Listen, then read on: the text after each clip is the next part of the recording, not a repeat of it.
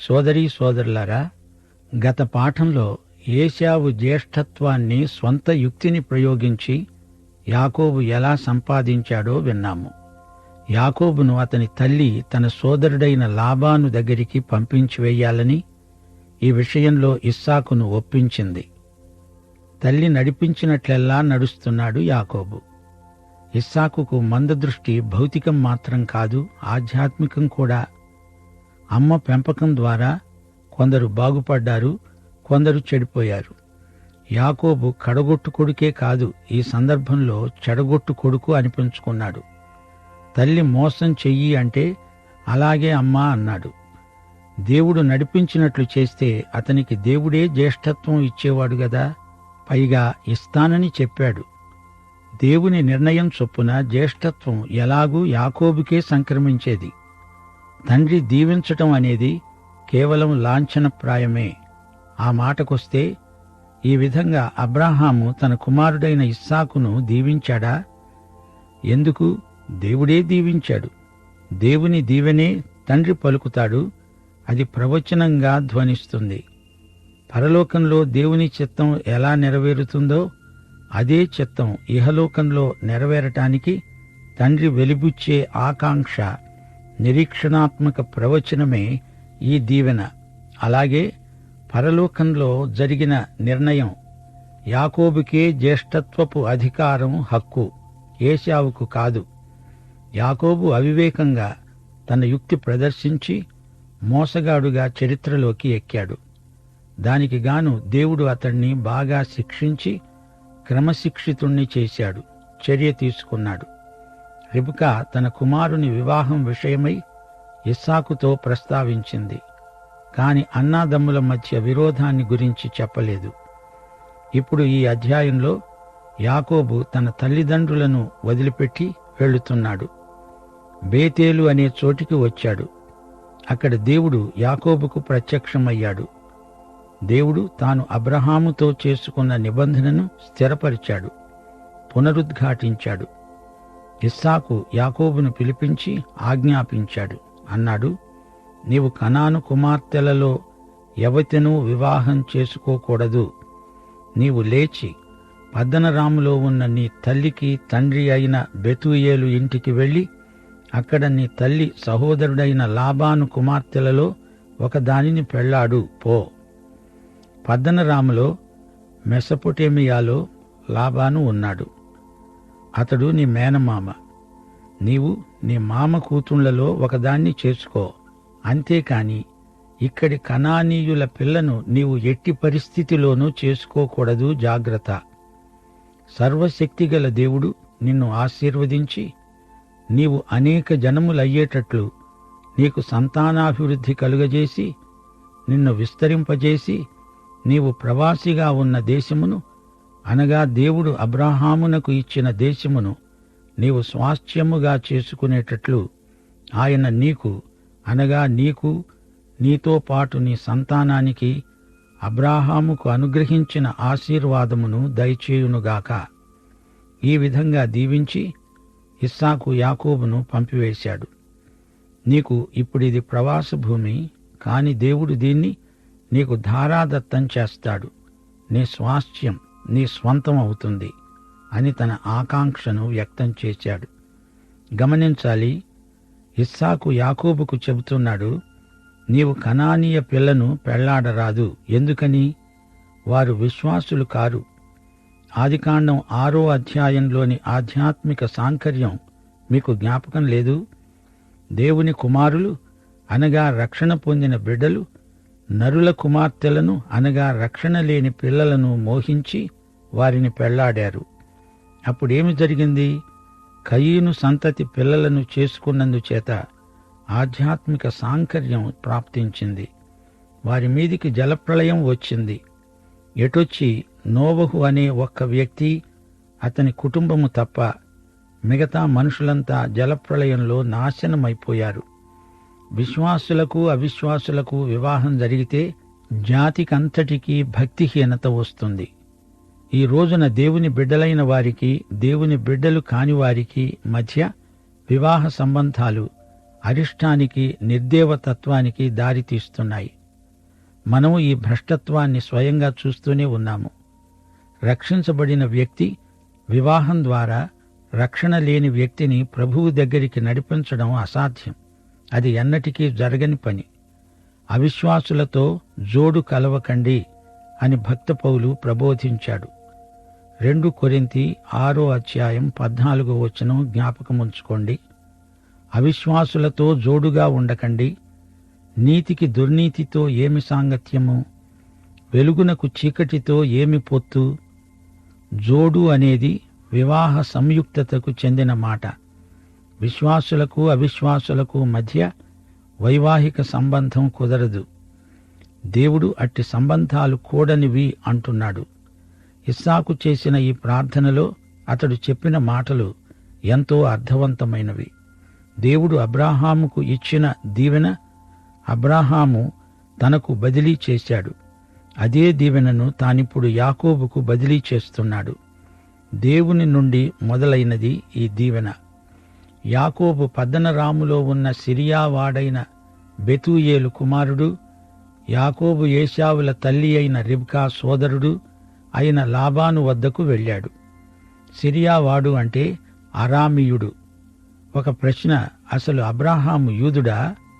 అతడు ఇశ్రాయేలీయుడా? కాదు, అబ్రాహాము యూదుడు కాడు, ఇశ్రాయేలీయుడు కాడు. యాకోబు కాలం వరకు అసలు ఇశ్రాయేలీయులు లేరు. యాకోబుకే ఇశ్రాయేలు అని పేరు. యాకోబుకు కలిగిన 12 కొడుకులు ఇశ్రాయేలీయులు.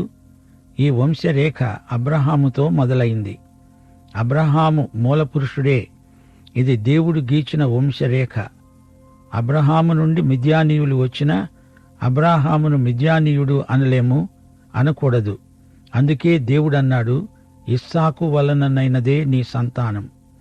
ఇస్సాకు యాకోబును దీవించి పద్దనరాములో పెళ్లి చేసుకుని రావడానికి అతణ్ణి అక్కడికి పంపాడని, అతణ్ణి దీవిస్తూ నీవు కనాను కుమార్తెలలో ఎవరిని పెళ్లాడకూడదని ఆజ్ఞాపించాడని, యాకోబు తన తల్లిదండ్రుల మాట విని పద్దనరాముకు వెళ్లిపోయాడని ఏశావు తెలుసుకున్నప్పుడు, ఇదిగాక కనాను కుమార్తెలు ఇస్సాకుకు ఇష్టురాండ్రు కారని ఏశావుకు తెలిసినప్పుడు, ఏశావు ఇష్మాయేలు వద్దకు వెళ్లి తనకున్న భార్యలు కాక అబ్రహాము కుమారుడైన ఇష్మాయేలు కుమార్తె నెబాయోతు సహోదరి అయిన మహలతును కూడా పెళ్లాడాడు.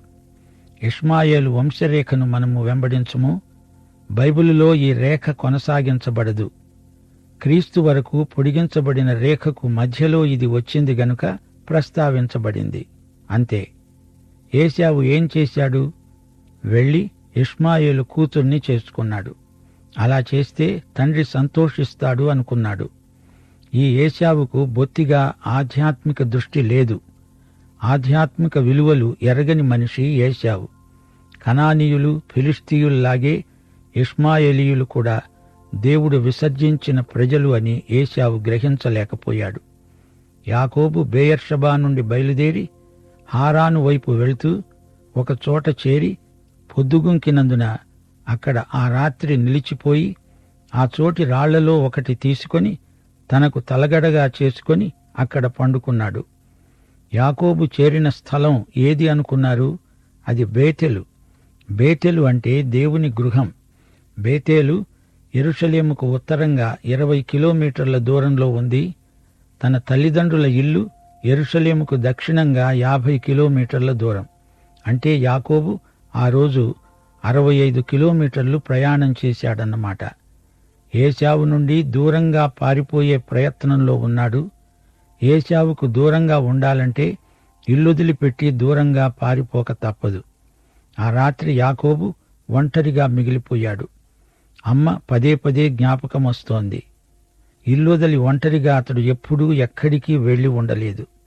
ఈ రాత్రి బిక్కుబిక్కుమంటూ బేతేలులో నిలిచిపోయాడు యాకోబు.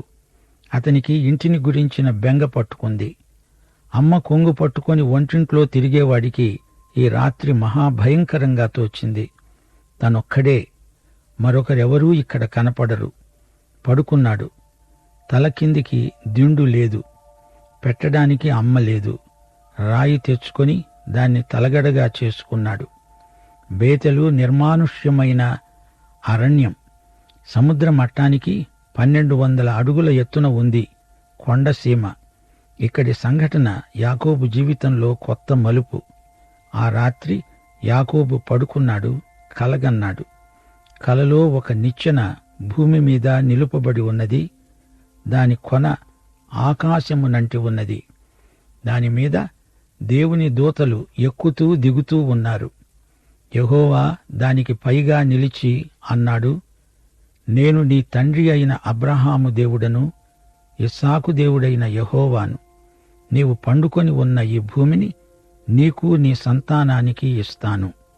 ఇదే స్థలంలో పాలస్తీనాలో అబ్రహాము ప్రవేశించాక దేవుడు కనిపించాడు. దేవుడన్నాడు, నీ సంతానము భూమి మీద లెక్కకు ఇసుక రేణువుల వలె అవుతారు.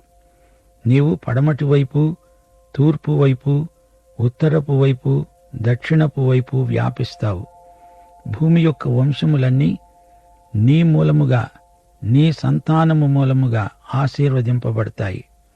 అబ్రహాముకు ఇచ్చిన వాగ్దానమే అచ్చం అదే ఇప్పుడు దేవుడు యాకోబుకిస్తున్నాడు. అదే వాగ్దానాన్ని ఇస్సాకు కూడా ఇచ్చాడు. ఇప్పుడు అదే వాగ్దానాన్ని స్థిరపరుస్తున్నాడు. ఈ వాగ్దానం నేను నెరవేరుస్తాను అని హామీ ఇస్తున్నాడు దేవుడు. దేవుడు ఇంకా అన్నాడు, ఇదిగో నీకు నేను తోడై ఉండి నీవు వెళ్ళే ప్రతి స్థలమందు నిన్ను కాపాడుతూ ఈ దేశానికి నిన్ను మరల రప్పిస్తాను. నేను నీతో చెప్పినది నెరవేర్చే వరకు నిన్ను విడువను. ఇంటిని తల్లిదండ్రులను వదిలిపెట్టి ఏకాకిగా రాత్రివేళ గుబులుగా ఉన్న గుండెతో కొండసీమలో పరుండి ఉన్న యువకునికి ఈ మాటలు ఎంతో ఆదరణ కలిగించాయి. తను దూరదేశానికి వెళుతున్నాడు. దేవుడు అతనితో అంటున్నాడు, యాకోబు, నేను నీతో ఉంటాను. ఈ దేశానికి నిన్ను తిరిగి తెస్తాను, నిన్ను విడువను. యాకోబు కల విచిత్రమైనది. అది ఒక నిచ్చెన. దాని కొన పరలోకాన్ని అంటి ఉన్నది. ఈ నిచ్చెనకు అర్థం యేసు ప్రభువే. యోహాను శుభవార్త 1వ అధ్యాయం 45 నుండి 51 వచనం వరకు నతనయేలుతో మాట్లాడిన సందర్భంలో యేసు ప్రభువు విశదీకరించాడు. నతనయేలుకు ఫిలిప్పు సాక్ష్యమిచ్చాడు. మెస్సియాను కనుగొన్నాము అని చెప్పాడు. నతనయేలు ప్రశ్నించాడు, నజరేతులో నుండి మంచిది ఏదైనా రాగలదా? వచ్చి చూడు అన్నాడు ఫిలిప్పు. యేసు నతనయేలు తన వద్దకు వస్తూ ఉంటే చూచి అన్నాడు, ఇదిగో ఇతడు నిజముగా ఇశ్రాయేలీయుడు, ఇతని యందు ఏ కపటమూ లేదు. నతనయేలు అడిగాడు, నీవు నన్ను ఎలా ఎరుగుదువు? యేసు అన్నాడు, ఫిలిప్పు నిన్ను పిలువక మునుపే నీవు అంజూరపు చెట్టు కింద ఉన్నప్పుడే నిన్ను చూచాను. అప్పుడు నతనయేలు అన్నాడు, బోధకుడా, నీవు దేవుని కుమారుడవు, ఇశ్రాయేలు రాజువు. యేసు అన్నాడు, ఆ అంజూరపు చెట్టు కింద నిన్ను చూచానని నేను చెప్పినందువలన నీవు నమ్ముతున్నావా? వీటికంటే గొప్ప కార్యములు చూస్తావు. మీరు ఆకాశము తెరువబడడము, దేవుని దూతలు మనుష్య కుమారునికి పైగా ఎక్కటము దిగటము చూస్తారు. నతనయేలు మొదట నమ్మలేదు. ప్రభువు ఒక్క మాట చెప్పగానే వెంటనే నమ్మేశాడు. నీవు నిచ్చెనను చూస్తావు, దాని మీదుగా మనుష్య కుమారుని పైగా దేవుని దూతలు ఎక్కుతూ దిగుతూ ఉంటారు. నిచ్చెన, ఇది దేవుని నిచ్చెన. ఏమిటి నిచ్చెన? ఈ నిచ్చెన యేసు ప్రభువే. యేసే మనుష్య కుమారుడు. దేవదూతలు ఆయనకు పరిచర్య చేస్తున్నారు. ఆయన ఆజ్ఞను దేవదూతలందరూ శిరసా వహిస్తారు. ఈ నిచ్చెన కొన పరలోకాన్ని తాకింది. అక్కడి నుండి, ఆ పరలోకం నుంచి దేవుడు మాట్లాడాడు. ఇడుగో నా ప్రియ కుమారుడు, ఈయన యందు నేను ఆనందిస్తున్నాను. ఈ కడవరి రోజులలో దేవుడు క్రీస్తు ద్వారా మానవులతో మాట్లాడుతున్నాడు. మనము నేరుగా తండ్రి వద్దకు వెళ్లలేము. క్రీస్తు ద్వారా మాత్రమే తండ్రి వద్దకు రాగలము. మరో మార్గం లేదు. దేవుని సన్నిధిలోకి ప్రవేశం కేవలం యేసుక్రీస్తు ద్వారానే. యోహాను శుభవార్త 14వ అధ్యాయం 6వ వచనం ప్రభువు అన్నాడు, నేనే మార్గమును, సత్యమును, జీవమును. నా ద్వారానే తప్ప ఎవ్వడూ తండ్రి యొద్దకు రాడు. యేసుక్రీస్తే ఈ నిచ్చెన. ఈ నిచ్చెన మన విశ్వాసానికి ఆధార కేంద్రం. ఈ నిచ్చెన దర్శనాన్ని మొదట చూచింది యాకోబు. అతడు దురాక్రమణదారు. నతనయేలును ఉద్దేశించి ప్రభు అన్నాడు, నీవు ఏ కపటమూ లేని ఇశ్రాయేలీయుడవు, నీవు యాకోబువు కావు.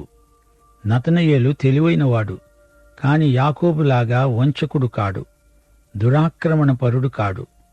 అయితే ఇప్పుడు ఇక్కడ యాకోబును చూడండి. దేవుడు యాకోబు కపటానికి అతని మీద కఠిన చర్య తీసుకోబోతున్నాడు.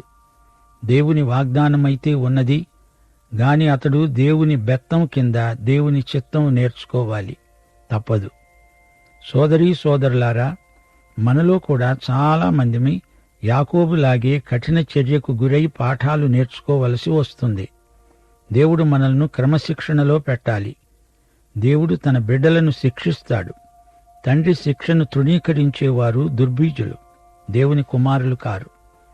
దేవుడు అబ్రహామును శిక్షించి దిద్దుబాటు చేయలేదా? ఇస్సాకును శిక్షించలేదా? రక్షించే దేవునికి తన బిడ్డలను శిక్షించే అధికారం ఉంది. శిక్ష మన మేలుకే. శిక్ష అంటే వధ కాదు. ఇంతవరకు యాకోబు తనకిష్టం వచ్చినట్లు తన స్వంత ఆలోచన చొప్పున యుక్తితో పనిచేస్తూ వచ్చాడు.